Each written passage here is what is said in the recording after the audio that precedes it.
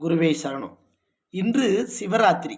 நிறைய மக்கள் என்கிட்ட கேட்டிருக்கிறது என்னன்னா, எங்களால குடும்ப சூழ்நிலைப்படியாக கோவில்களுக்கு போக முடியாது.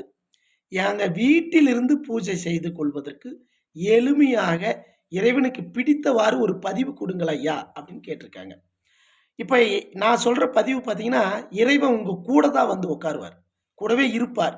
நீங்க அப்படியே உணருவீங்க. இது சத்தியம்.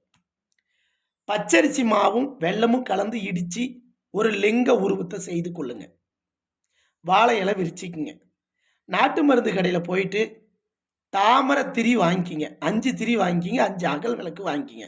சுத்தமான பசு நெய் வாங்கிக்கிங்க. பசு நெய் ஊத்துறீங்க, 5 விளக்கும் ஏத்துறீங்க. தாமரை திரி போட்டு. அந்த லிங்க உருவத்த வாழை இலை சென்டரா வைக்கிறீங்க. பச்சரிசி போட்டு வைக்கிறீங்க. அதுக்கு மேல மஞ்சள் அர்ச்சனை, விபூதி அர்ச்சனை, குங்கும அர்ச்சனை, வில்வ அர்ச்சனை, சரிங்களா? இப்படிலாம் பண்ணுறீங்க. கடைசியில பால் கொஞ்சமா மேல விட்டு அபிஷேக நிறைவு பண்ணுறீங்க. இப்படி ஒவ்வொரு அர்ச்சனையிலையும் சிவாய நம, சிவாய நம சொல்லி அர்ச்சனை பண்ணுங்க.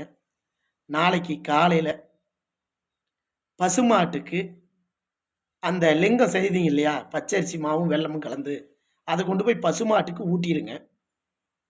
கீழ அரிசி போட்டீங்க இல்லையா?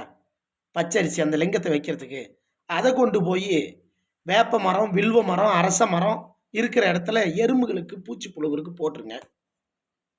நீங்க செய்தீங்க இல்லையா நைட்டு அர்ச்சனை, அந்த அர்ச்சனை பண்ண வில்வ இலை இந்த மாதிரி இருக்கிறத கொண்டு போய் நீர்நிலையில, கிணத்துல, ஓடையில, ஏரி, குளங்கள்ல போட்டுருங்க. போடும்போது எங்க கூடவே இருக்கணும்னு சொல்லி சிவாய நமன்னு போட்டுருங்க. நீங்க இன்று இரவு பண்ற அர்ச்சனையிலே உங்க பிரச்சனை தீரும். இது உத்தமம்.